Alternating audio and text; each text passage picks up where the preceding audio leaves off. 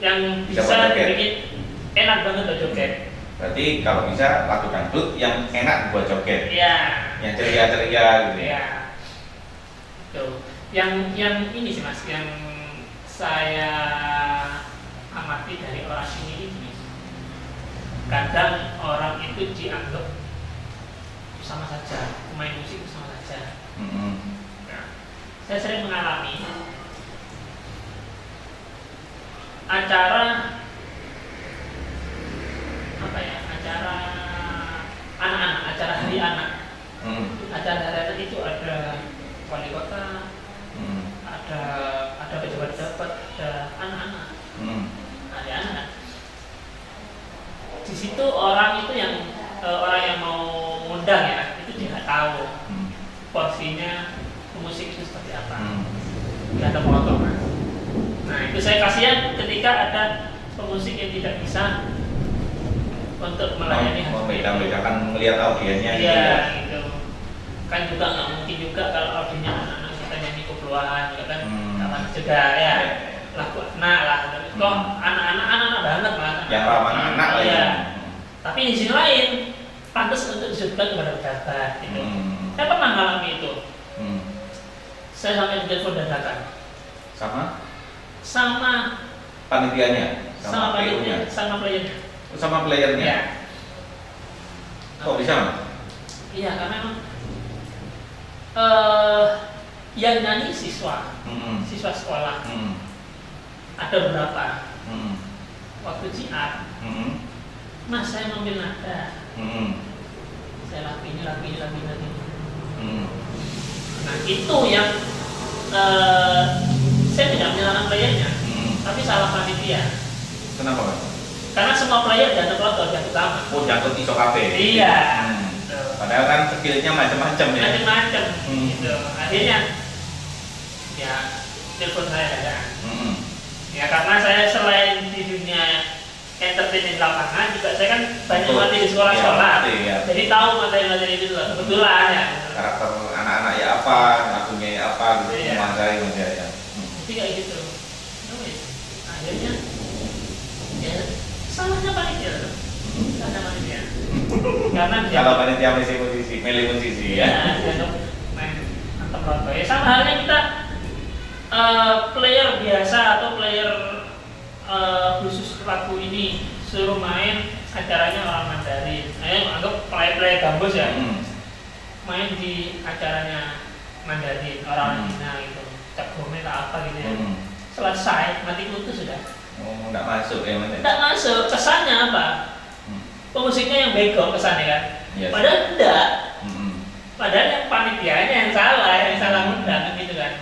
Oh, jadi ini ada pelajaran lagi teman-teman. Kalau misalnya kita bikin entertain itu disesuaikan sama audiennya kira-kira begitu ya Mas ya. Audiennya kira-kira sukanya ini musik yang seperti apa. Nah, baru kita tawarkan pemusik-pemusik yang di bidangnya itu tadi. Tidak salah aliran gitu ya. Tidak salah tempat. Tidak salah tempat. Gitu. Soal ini juga perlu jadi salah satu SOP ya. Untuk pemusiknya ya harus ditanyakan audiennya siapa. Itu bukan soal lagu loh Mas. Kita tidak mungkin acara pemerintahan kita pakai kaos sekeren apapun, tapi kalau kaos acara nanti enggak kan. Nah, iya kan. Mau pakai kaos, pakai rompi, pakai apalah, tapi masih kaos itu enggak pantas kan. Harus pakai jasa yang rapi lah paling. Iya, minimal lah berkerah lah gitu. Jadi itu salah satu bagian dari harusnya ya SOP-nya pelaku seni, pelaku musik kan ditanyain acaranya apa ini. Kalau player sih tidak seberapa ngaruh Mas. Tapi kalau singer selesai. Singer ya. Iya. Ada Kita berkerudung, ada yang enggak. Gitu. Iya, kita sudah. Oh ya, kita tidak tanya. Oh ya bisa. Tidak tanya acara apa ya. Kita sudah pakai yang berlama-lama. Tiba-tiba acara ini acara religi. Fun bike. Oh fun bike harus sporty gitu ya. Iya, kan lucu juga Mas. Oh iya juga sih. Acara glamour bling-bling gitu. Itu harus dipertanyakan. itu kesannya nanti. Karena memang kita manusiawi ya, kita melihat apa yang kita lihat, gitu ya. Kesannya kita yang salah, gitu kan. Tapi di sisi lain kan ada orang belakang layar yang tidak menyampaikan atau yang tidak tanya, gitu. Iya betul.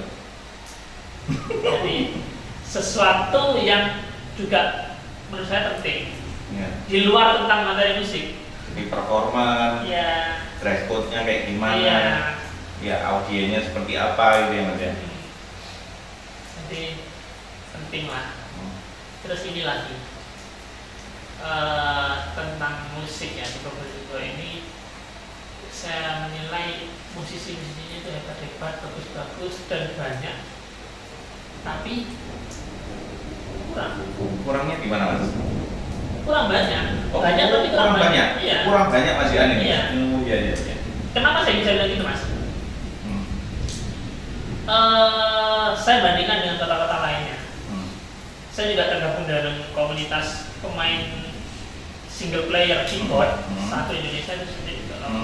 Ada asosiasinya ya? Iya. Di Probolinggo itu belum banyak banget Mas. Tapi sih kurang-kurangnya loh Mas. Kayak momen tahun baru. Sering kualan ini ya? Orderan ya? Kan banyak yang nggak dapet kan? Misalkan Misalkan hotel, misalkan perusahaan, bikin acara kan banyak yang nggak dapet player kan? Banyak yang nggak dapet grup kan? Gitu loh. Berarti kan seimbang Mas antara produsen dan konsumen seimbang. Ketika hari yang besar, jangan tahun baru lah, tahun baru terlalu yang mengacaukan. Tanggal baik lah, tanggal baik kan kadang-kadang sama kan? Oh iya semua. Tanggal baik itu. Oh gak iso ini ngomong ini, oh gak iso. Tanggal cantik gitu Iya. ya. Misalnya ini tahun 2021, tanggal 21 bulan 2 2001 gitu. Iya. Misalnya. Jadi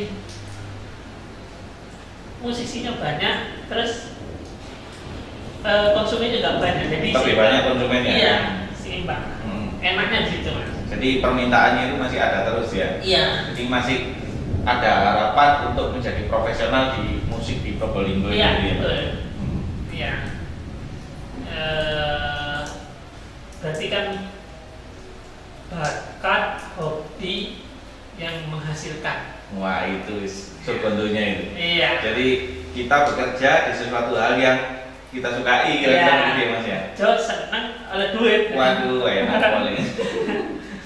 Itu. Ya Mas. Jadi bagi Mas Amin sendiri musik itu seberarti apa Mas kalau gitu Mas?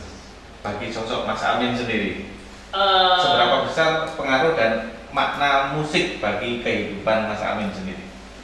Musik ya. Musik bagi saya itu saya. Musik itu saya. Jadi sebenarnya Jadi mungkin Mas Amin tidak bisa lepas dengan musik. tidak bisa. Mungkin saya kalau tidak di musik ya, saya bukan apa-apa. Saya juga tidak bisa apa-apa gitu.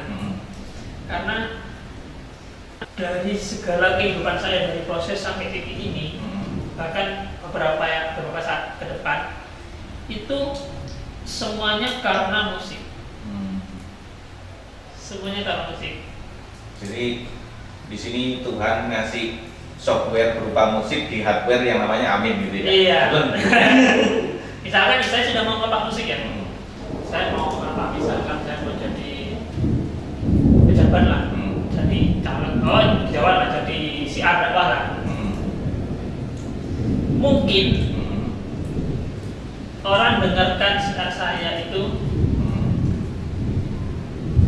juga karena musik. Kenapa kok begitu? Karena orang mengenal saya dari musik dulu. Oh iya iya. Jadi mau dengerin karena tahu Mas Amin Tahu dulu kan, tahu dulu. Jadi pengaruhnya udah nempel banget Mas. Iya iya, identik biasanya. Iya, Mas pengaruh Amin musik. musik. Gitu. Iya, pengaruh musik saya sudah nempel banget. Jadi contoh ini, saya nikah. Saya kan nikah bukan main musik kan? Saya nikah Amin. Oh Amin sih main musik tuh. Iya iya. Musik kan? Sama sih nikah Amin. Oh keyboard ya oke. Iya. Oh anak tamu. Sopo Amin. Amin coba. Ya ikut sih beda dengan musik ini. Oh iya, siapa nempel lagi banget. ya? Iya. Nempel banget. Sering kayak gitu saya Mas. Sering. Jadi bagi saya musik itu ya saya. Iya. Identitasnya Mas Amin juga ya. Iya. Jadi kalau menurut saya jangan takut bermusik. Jadi pede aja maksudnya, Pede aja. merasa punya bakat di musik, Iya. pokok diseriusi, attitude-nya bagus gitu Mas ya. Iya, nanti jalannya ada Tahu sendiri. audien, Jalannya sendiri. tahu sendiri. Oke. Toh gini Mas, saya itu sebenarnya dari awal itu tidak pernah takut gagal di musik, tidak pernah. Karena saya, karena basically orang tua saya kayak gitu ya, saya lebih percaya takdir. Saya lebih percaya takdir. Terlepas dari itu, saya berkaca dari orang tua saya ini Mas ya. Ibu saya ini guru pondok. Iya. Ya nyanyi terus sering nyanyi. Hanya sebatas itu, orang tua saya, bapak saya nggak kerja. Jadi sudah bisa ini kan dikira-kira penghasilan kedua orang tua saya ini seperti apa ya? Iya. Dari profesi itu kan sudah minim banget. Menghidupi 5 anak. 5 anak ya. Lima. Mas Amin putra Terakhir. Terakhir. Menghidupi 5 anak sampai sekolah lulus semua. Alhamdulillah keren. Kan kalau dipikir kan udah masuk akal ya, udah masuk akal. Tapi itu istilah berarti ada takdir ini Ya. ditotok no sing rapi sing Iya. enak gitu ya. Jadi saya tidak pernah takut gagal di musik karena saya punya takdir. Belalah juga kebarengan dengan rezeki yang sedang nempel di saya gitu karena musik. Jadi fan-fan aja ngapain takut musik, toh musik itu bisa jadi sumber penghasilan. Yang sering Mas Amin, atau hanya saya saja yang pernah dengar bahwa musik itu tidak punya masa depan istilahnya kata orang-orang dulu. Banyak. Kalau boleh tahu Mas Amin pernah dengar nggak sih orang pernah ngomong ke Mas Amin kayak gitu? Banyak. Banyak yang mendiskreditkan bahkan ya. Banyak. Tapi Mas Amin menjawab dengan bukti ya Mas ya. Iya, banyak yang bilang gitu Mas. Bahkan soal musik ya, itu bisa jadi masalah dalam suatu hubungan. Ya Pak ya. Misalkan ini ya, ini teman saya, punya pacar ya, tadi sama tanya ke Joko, dia main musik, apalagi, putus. gara-gara nggak boleh. Kan akhirnya kan sesuatu dari hal biasa-biasa jadi hal jelek. Padahal musik kan biasa-biasa aja Mas. Kita bilang oke lah, kita ada yang bagus, kita ada yang jelek. Tapi imbasnya jadi jelek. Gara-gara itu. Stigma itu ya. Iya, stigma. Tapi ya apalah soal itu, menurut saya semua itu bukan soal musiknya sih. Tergantung kitanya mau berkreasi seperti apa, kita punya keterampilan apa ya itu yang sah. Sampai saya itu ada beberapa siswa ya di kampus di Universitas Fakultas Musik itu apa? Bikin apa penelitian? Bukan, apa kalau terakhir itu skripsi. Tugas akhir. Skripsi itu saya. Oh gitu Mas. Saya dijadikan bahan skripsinya. Padahal saya lulusan SMA. Jadi role model musisi yang inspiratif gitu ya? Iya betul. Jadi memang waktu itu maksudnya kan boleh kita memilih apa. Kebetulan ada sekelompok mahasiswa itu milih tentang ketokohan musisi di daerah kecil. Atau kalau daerah kecil boleh nggak Mas? Oh tapi kecil Mas? Bukan daerah besar Mas. Kalau daerah besar itu kayak Surabaya. Oh gitu ya. Terpencil lah. Porsenya lebih kecil. Iya. Tapi berpengaruh ya Mas ya? Berpengaruh. Nah kalau misalnya bisa makan lebih enak daripada hidup di Jakarta kan ya yang penting di sini Mas. Iya ya, soalnya enak kan di Saya pernah dulu gini Mas, diundang menjuri lomba nyanyi ya. Karena mungkin terlalu birokrasi ya. Saya diundang di Surabaya, tingkat Jawa Timur Mas. Panitianya tiba-tiba saya minta sertifikat. Karena untuk melampirkan SPC itu penjurian itu juri itu harus punya sertifikat. Iya. Saya bilang nggak ada sertifikat. Terus gimana Mas? Loh, bukan salah saya tuh. Jenengan dari panitia ini menghubungi saya tahu dari mana? Ya karena ya sudah, itu pengaruh saya sudah. Dan perlu sertifikat. Iya. Iya. Saya yang awalnya tidak kenal. Kalau jadi kenal itu tetap kan iya. gitu ya. Sama tiba-tiba punya nomor saya terus hubungi saya. Kan saya tidak pernah kenal sampean. Jadi itu legitimasi alami. Iya. Terus gimana mas? Ya Bu, saya didatangkan ke sini kan memang untuk seperti ini. Terus akhirnya saya dibikinkan form yang mewakili sertifikat yang pada tangan sudah selesai. Ternyata musik itu tidak perlu dicapai menjadi sarjana, jadi apalah, punya sertifikat. Legalitas itu nggak ada pengaruhnya ya mas ya. Jadi musik legalitas ini tidak berpengaruh ya mas ya. Tidak berpengaruh, justru bisa jadi legalitas menghambat musik ya mas ya. Iya betul. Wah, ini harus dicermati teman-teman ya. Jadi dua juri yang lain itu punya sertifikat semua mas. Oh, juri-juri yang lain punya sertifikat ya. Oh, pelatih paduan suara di mana gitu. Nah, jadi teman-teman ya, kalau misalnya bermusik autodidak, berarti Mas Amin ini autodidak ya? Nah, bermusik autodidak kayak Mas Amin, nggak usah ragu-ragu ya, nggak usah minder ya, bahwa kita harus lulus ini, lulus itu, sertifikat ini, sertifikat itu, nggak harus. Bahkan autodidak pun kayak Mas Amin bisa menginspirasi banyak orang dan dipercaya di event-event musik yang bahkan di situ apa ya istilahnya bergengsi ya mas ya. Kayak tadi Indonesian Idol apa segala macam ya mas ya. Artis nasional kan banyak yang diiringi Mas Amin juga. Iya, saya itu yang artis itu kalau yang dangdut ya, yang pernah jadi Betty Tata, Siti Badriah, Ini, terus Saskia Glutik, yang dangdut ya. Kalau yang band itu saya di Hussein, terus Gea, terus pernah juga saya ngiringi, aduh siapa ya, nggak terkenal juga sih, cuman di bulan situ Aris, oh iya ya, itu pernah, itu saya event di Bogor waktu itu. Jadi ya memang apa ya, ada kebanggaan tersendiri bisa kenal orang-orang seperti ini. Kalau soal apa nervous apa semua pasti menang. Kalau skrip itu yang alami. Saya satu stage sama Noah pas gitu ya. Ari Noah, iya. Di waktu itu karena pakai bukan tahun baru di Ancol. Tahun waktu itu ya, waktu saya di Jakarta itu. Ya sama-sama nervous juga. Oh, bisa nervous juga mas? Iya, Ari itu nervous mas. Dia itu duduk ya di kursi ya. Kan belakang panggung itu tenda kok mas, tenda besar semua. Tenda kecilnya itu satu tenda kan ya. Yang tenda kecil-kecil itu dibuka mas ya, termasuk aku bagian. Termasuk, tapi kalau Arjun itu tidak gantian mas, punya rumah sendiri-sendiri sama Phil itu. Waktu Ariel mau manggung itu dia di kursi ini lihat depan gitu kayak gitu, loncat-loncat, terus menasar mungkin menenangkan diri. Ya sama. Nah, itu pasti ya. Wajar ya. Cuman yang kita harus tekankan itu menghindari nervous itu punya cara.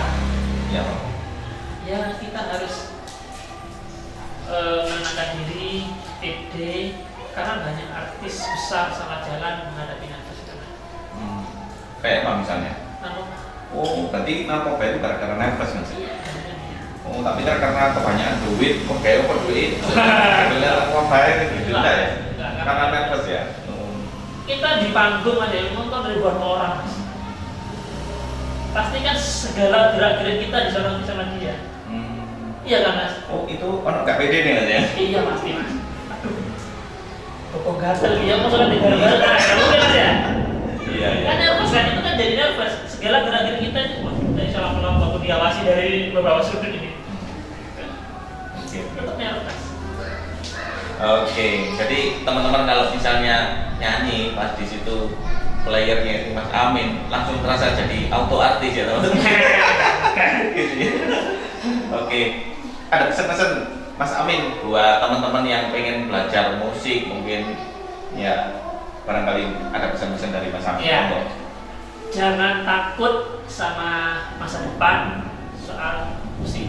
Ya. Karena kebanyakan orang musik itu waktu sekolah, lulus SMA selesai. Oh gitu, pada masa usia-usia sekolah ya? Ya. Nah, itu kalau kita yakin di musik itu udah jalani, jalan itu pasti ada aja. Karena ketika kita sudah punya kemauan, otomatis kegigihan kita ini semakin tinggi. Ya. Otomatis kita bisa bilang jalan itu selalu ada karena kita cari, karena kita gigi mau terjun di situ. Ono IO butuh ini nyari gitu ya Mas. Mas, gini bisa. Ini bisa. Nah, itu jadi tantangan tersendiri. Kadang kan gini Mas, aku pengen musik tapi sing pengen konser kayak gini. Kita belum mampu ya. Kita pikirkan terlalu jauh atau tidak. Kalau misalkan tidak terlalu jauh, kita terima aja, kita pelajari, ada waktu. Oke, siap. Kita yakini klien. Kita yakini klien. Siap, beres. Oh gitu ya. Tapi ya eksekusinya ya harus benar juga. Menang Mas ya. Kalau mengecewakan ya itu bumerang bagi dia. Dia cuma laku waktu itu aja. Setelah itu dia sudah laku. Membunuh diri sendiri. Iya, karena track recordnya udah jelek Mas. Ya. Yuk saya Mas Amin. Buat teman-teman nih, kalau misalnya ada yang mau konsultasi atau mau sharing-sharing ke Mas Amin, boleh nggak Mas? Boleh banget. Itu terbuka ya Mas ya? Boleh banget. Ya, dengan banyak teman itu kan enak Mas. Kalau misalnya coba aku bisa, apa aja sih? Kan gitu ya. Gitu ya. Enak. Kalau buat teman-teman yang pengen mengguru ke Mas Amin, kan masih terima murid nggak ini Mas Amin? Jangan-jangan terlalu sibuk terus nggak terima murid. Berguru apa Mas? Saya ya pengen belajar musik apa? Ya, bukan berguru lah apa ya, sharing lah, sharing. Ya. Ini tidak masalah. Asal masih terima murid Mas ya?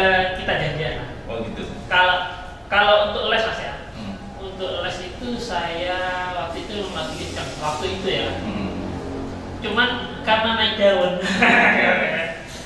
saya itu event hampir tiap hari. Hampir tiap hari. Bahkan sehari itu bisa berkali-kali. Akhirnya saya nggak ambil les. Nggak ambil lesing. Jadi udah sibuk event Mas ya? Iya, karena belum ngambil les. luput Mas. Saya jadwal itu ya, jadwal hari ini. Misalkan hari Rabu sekarang ya, Rabu sore.